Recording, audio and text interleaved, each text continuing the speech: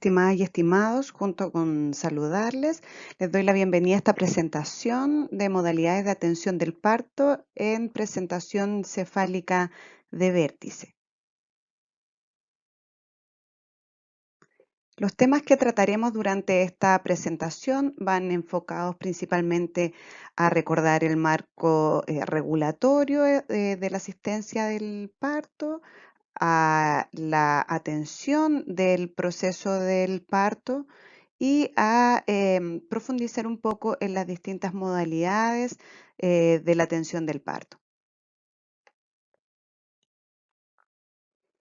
Para comenzar, debemos recordar lo que ya han visto en algunas clases. Sabemos que el año 2015 aproximadamente la Organización Mundial de la Salud publicó un marco de calidad para la atención en salud materna y neonatal.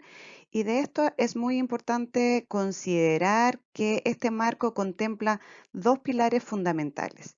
Uno es la provisión de atención, la cual debe ser basada en la evidencia, con sistemas articulados, con un funcionamiento de los sistemas de referencia, pero por otra parte, con otro pilar fundamental que tiene que ver con la experiencia de los usuarios y las usuarias en relación a su atención.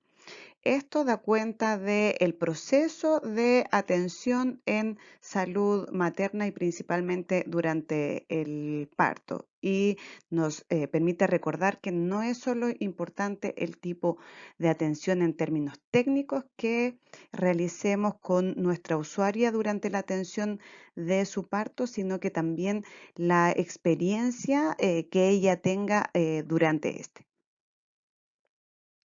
En esta misma línea, la Organización Mundial de la Salud también propuso una definición operacional de las características de calidad de atención en pacientes en situación de parto y de nacimiento, y menciona que esta debe ser una atención segura en donde se minimicen los riesgos y los daños a la usuaria del servicio, incluyendo el evitar lesiones por error que se puedan prevenir, que sea efectiva, o sea, que sea provista de servicios basados en conocimiento científico y en directrices basadas en la evidencia, que sea a tiempo. Esto quiere decir que se eviten o reduzcan los retrasos en suministrar la atención.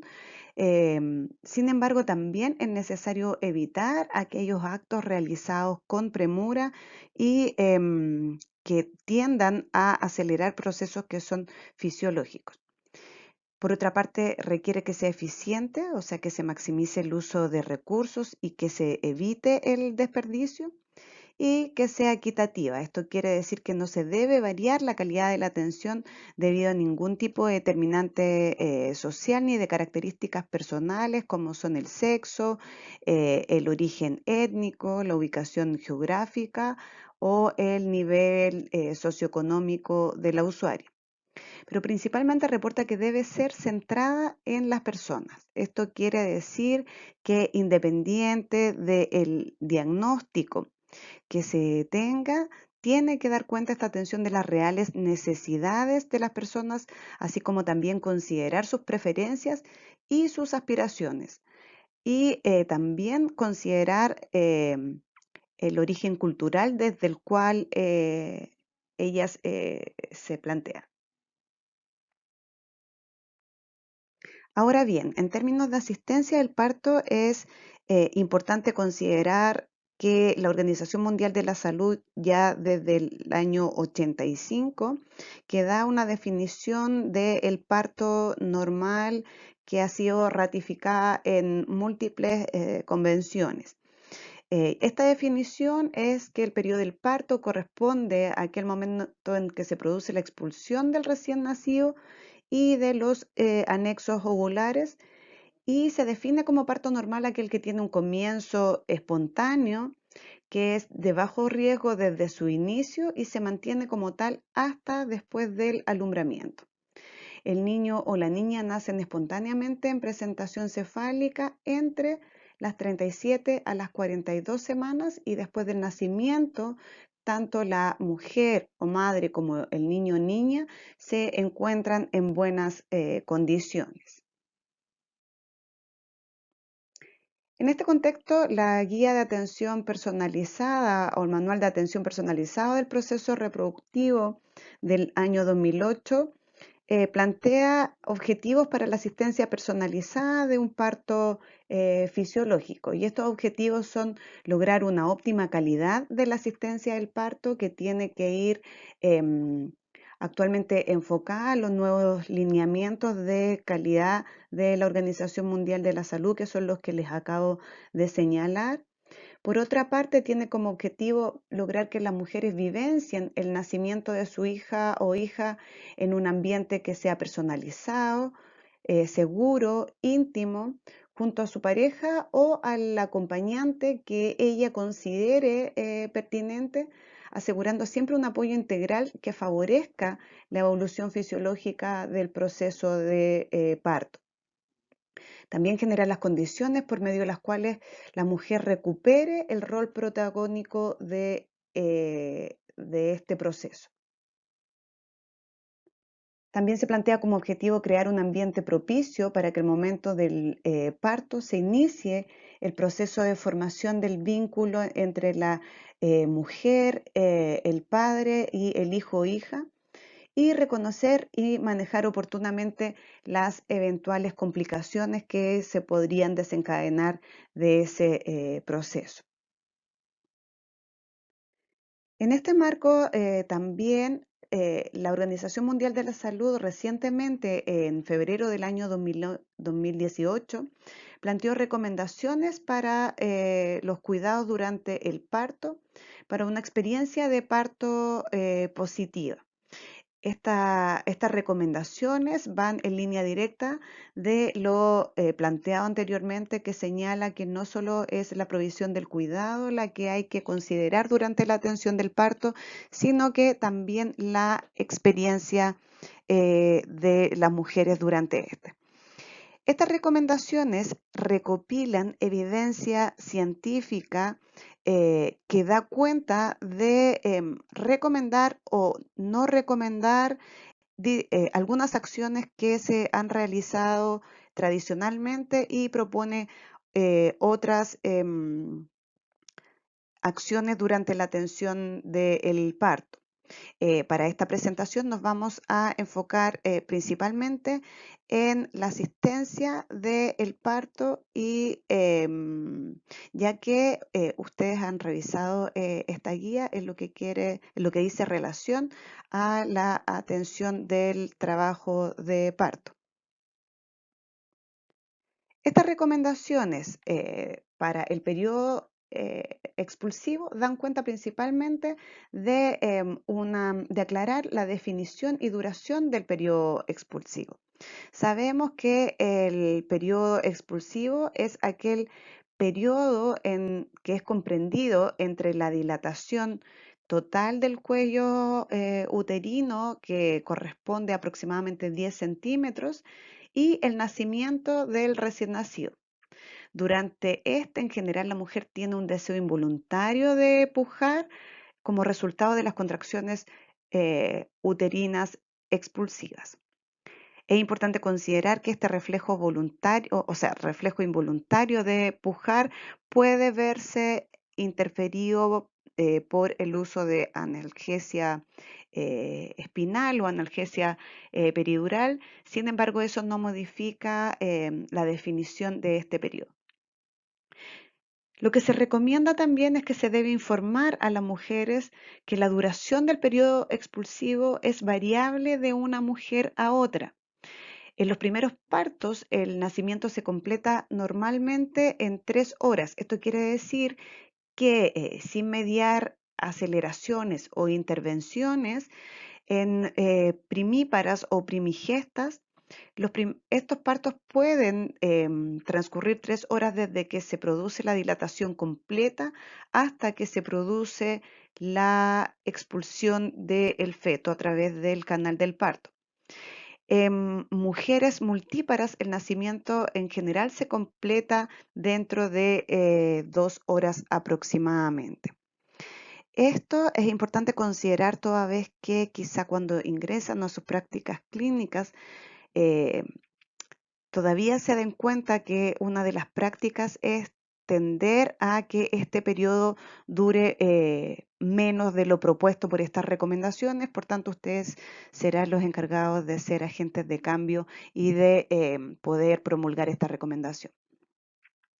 Respecto a las posiciones para dar a luz, eh, para mujeres sin anestesia peridural, estas mujeres se recomienda alentar la adopción de una posición que sea segura para ella y que ella desee, inclusive e idealmente muchas veces las posiciones que son verticales o posiciones erguidas.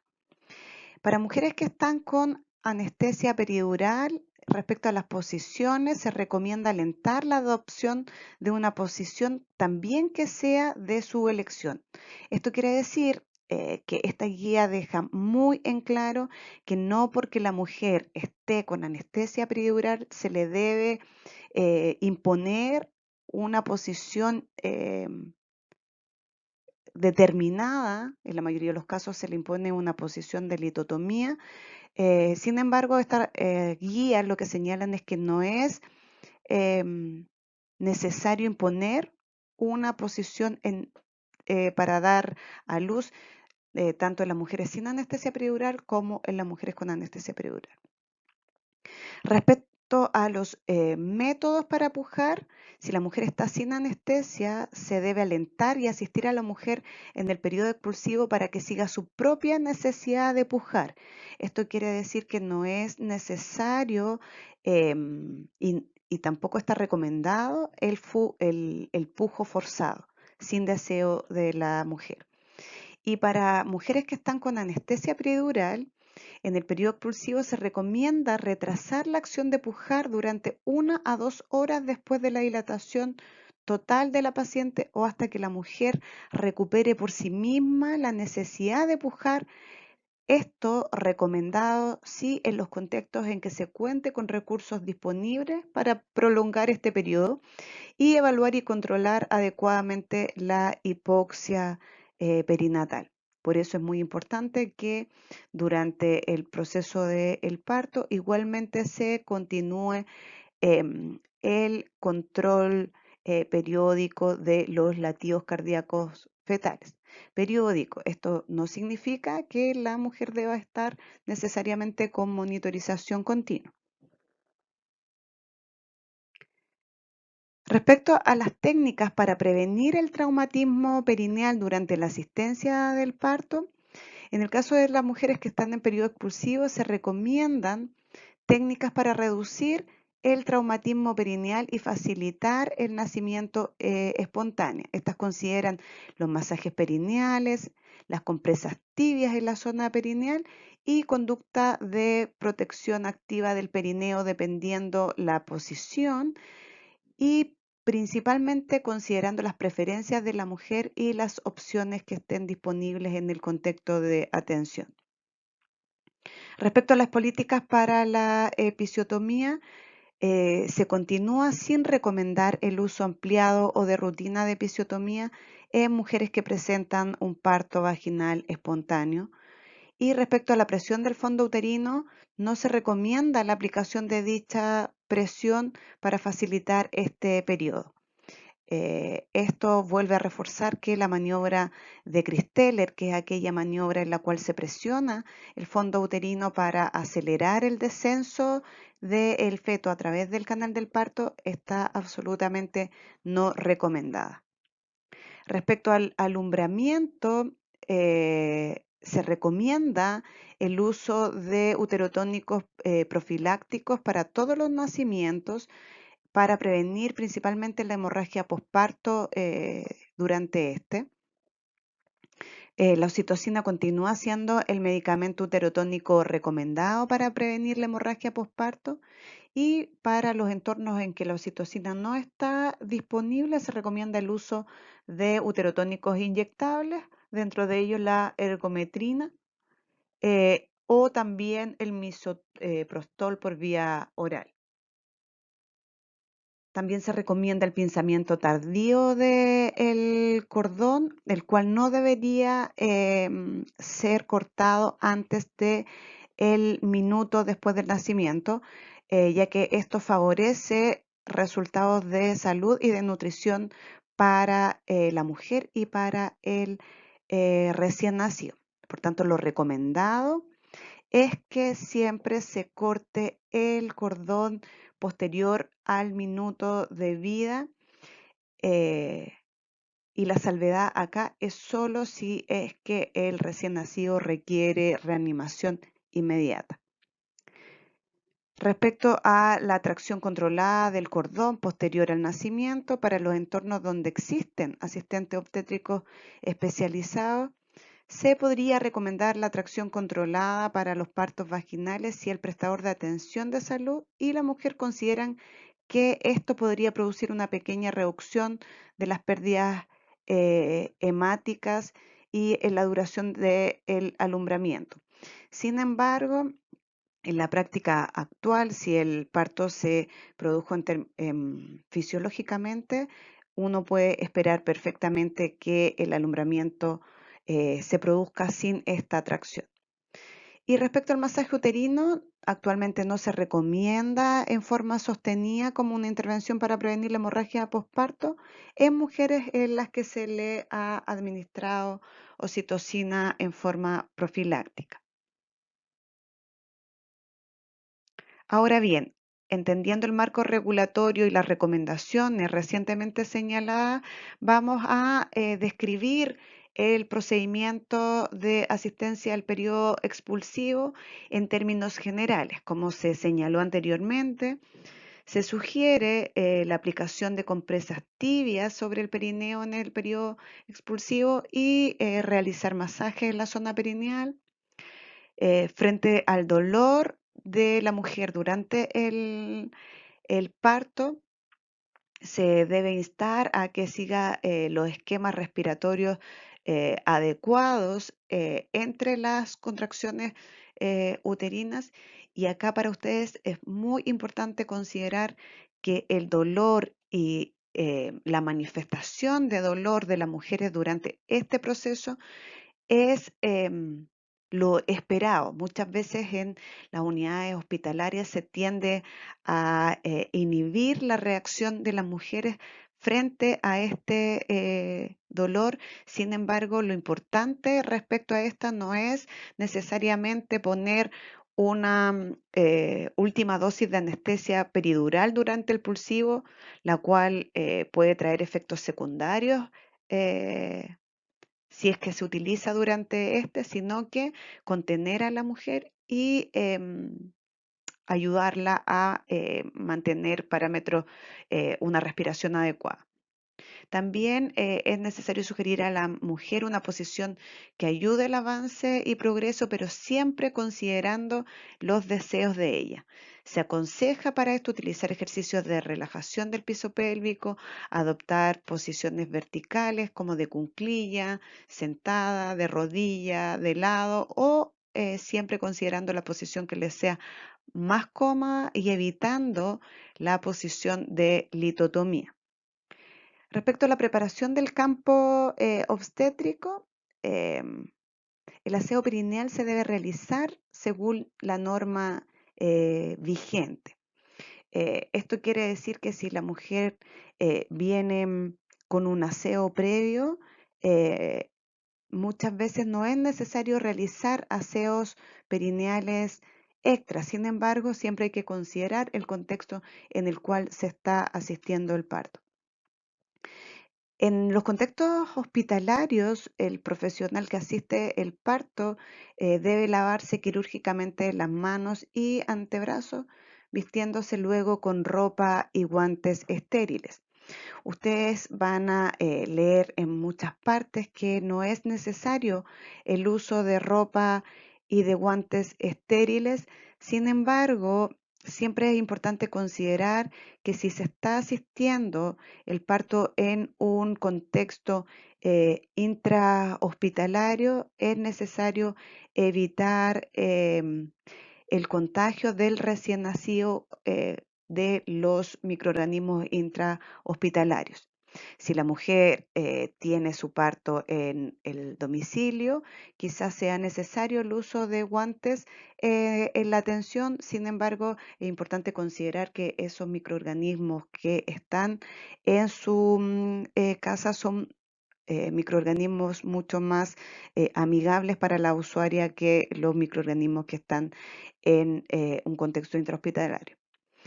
Es importante siempre en la asistencia de este periodo que todo el personal se ciña a las normas vigentes que rigen el funcionamiento de la sala de parto, que en muchas partes es considerada como un pabellón quirúrgico.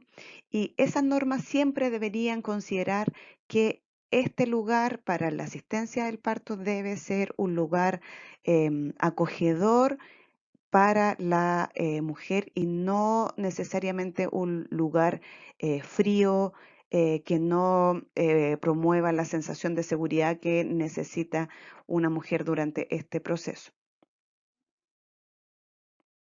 También siempre es importante informar y acompañar a la usuaria, informar en la medida que ella requiera. Hay que recordar que el proceso del parto es un acto mamífero, un acto que es descorticalizado, por tanto, también hay que tener mucho cuidado con estar concientizando a la mujer constantemente respecto a este acto, porque inhibimos los reflejos primitivos que están asociados a la asistencia de este.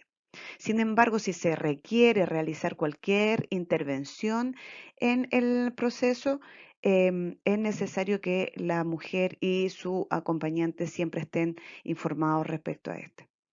Es necesario evaluar el estado general de la mujer con el control de los signos vitales, tratando de que no infiera esto durante el proceso respecto a su concentración en este.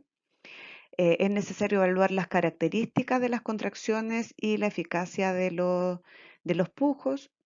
Es necesario considerar la ocultación de los latidos después de cada contracción, la vestimenta estéril de la persona que va a asistir al nacimiento, principalmente el uso de guantes.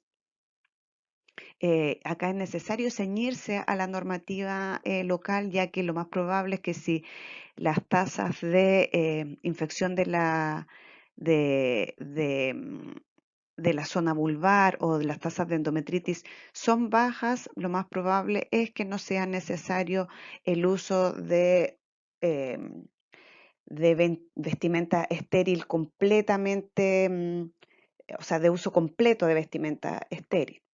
Respecto al campo estéril, es necesario tenerlo ordenado y bien ubicado y fácil de acceder.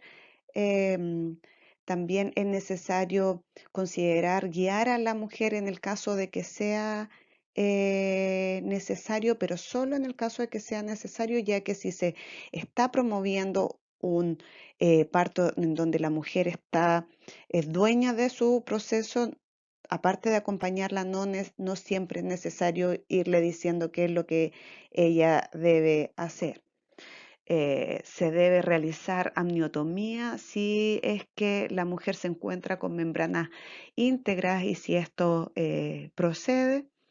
Se debe realizar protección de perineo de la vulva dependiendo de la posición en la que esté la mujer. Es importante considerar el realizar episiotomía, pero solo en los casos en que se considere necesario, y si es necesario realizar episiotomía y la mujer no se encuentra con anestesia peridural, siempre es importante considerar la infiltración con anestesia local en la zona perineal para realizar dicha episiotomía.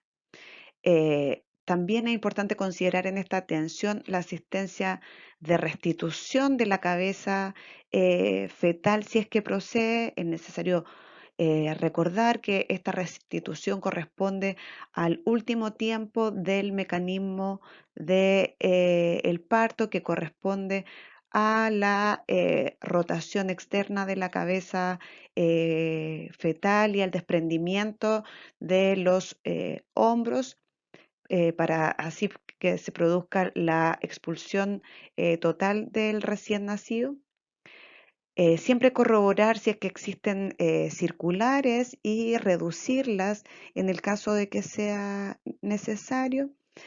Y finalmente ligar el cordón siempre después de el primer minuto de vida, ya que se ha demostrado que esto trae beneficios en términos de evitar principalmente la anemia del recién nacido, y ligarlo precozmente solo en el caso de que sea absolutamente necesario en términos de favorecer la condición o la reanimación neonatal o intervenciones de urgencia en la mujer si lo requiere. Y por último, revisión del canal del parto y realizar las suturas si es que es necesario, si es que se ha producido algún tipo de desgarro o si es que se ha requerido episiotomía. Es importante considerar que el ideal de la asistencia al parto en términos de la ubicación física es que éste sea realizado en el mismo lugar en donde la mujer realizó o vivió su trabajo de parto y parto. ¿Y por qué es importante eso? Es importante toda vez que vuelvo a repetir que una de las principales necesidades de las mujeres en trabajo de parto es la seguridad.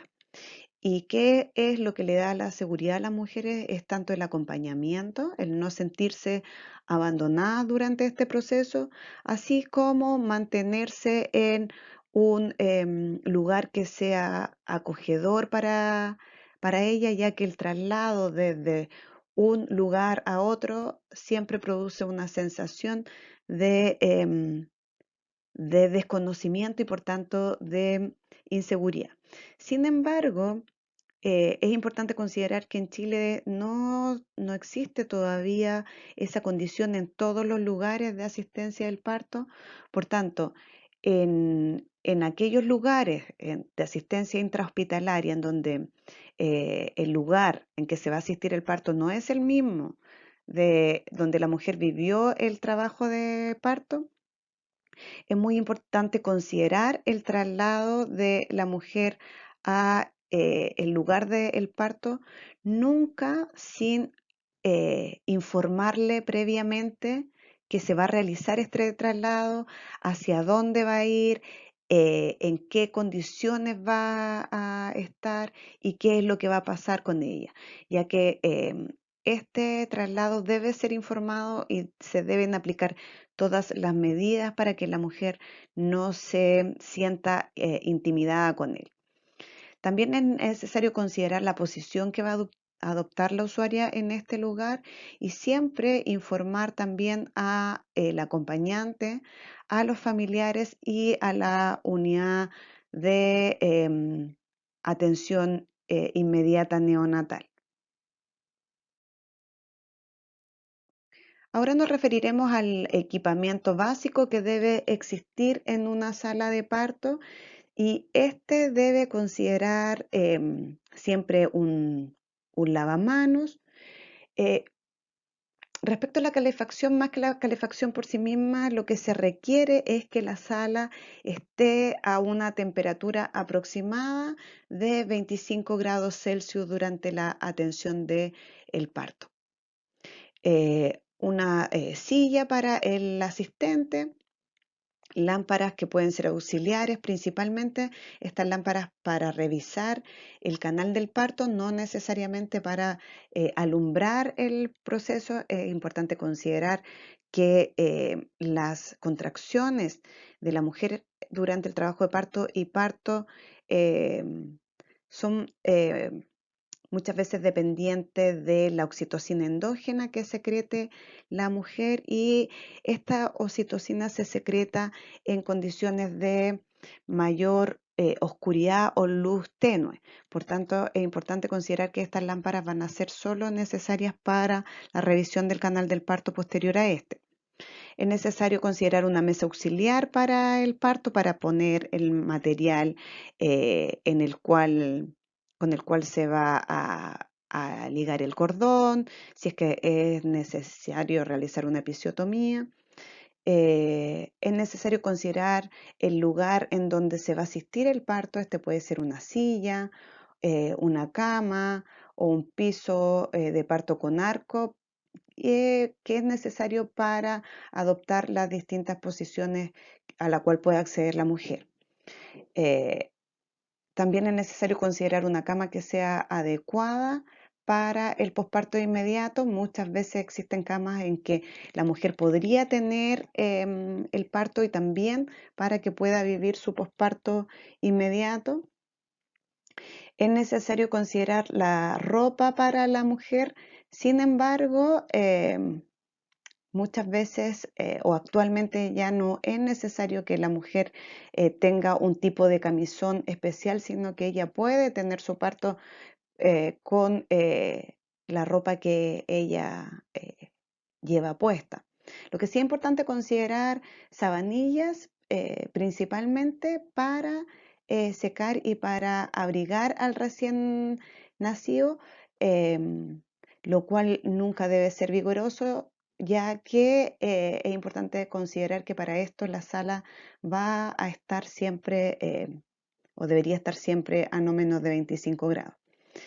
Es necesario considerar algunos elementos como ropa estéril, principalmente como mencionamos antes, los guantes, eh, mascarilla con protector para ojo, pero esto es importante saber que la evidencia actual dice que estas son necesarias toda vez que exista riesgo de que salten em, gotas a los ojos, y esto se produce principalmente en las posiciones litotómicas, no necesariamente en las posiciones verticales.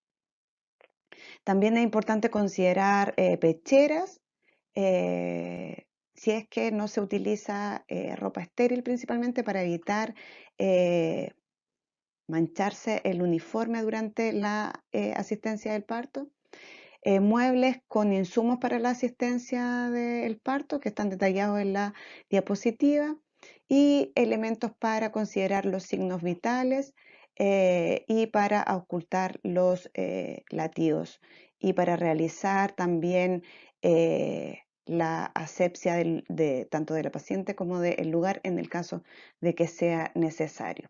Es importante siempre que esta sala contenga todos los aspectos que están determinados en la norma local. Y estos la mayoría de las veces tienen que ver con la distribución del material, eh, la distribución de las áreas limpias y de las áreas sucias, y de los protocolos de desinfección posterior a este. En esta diapositiva se presentan distintas salas que se pueden considerar ideales para un parto fisiológico, ya que tienen los elementos para que la mujer elija dónde tener su hijo. Sin embargo, quiero señalarles que elementos como estos, por ejemplo, que son televisores plasma en las salas de preparto y parto, ya no están recomendados, pues estimulan la corteza cerebral de la mujer y hacen que de alguna forma la mujer no viva su proceso en forma primitiva, o sea, conectada a su propio cuerpo.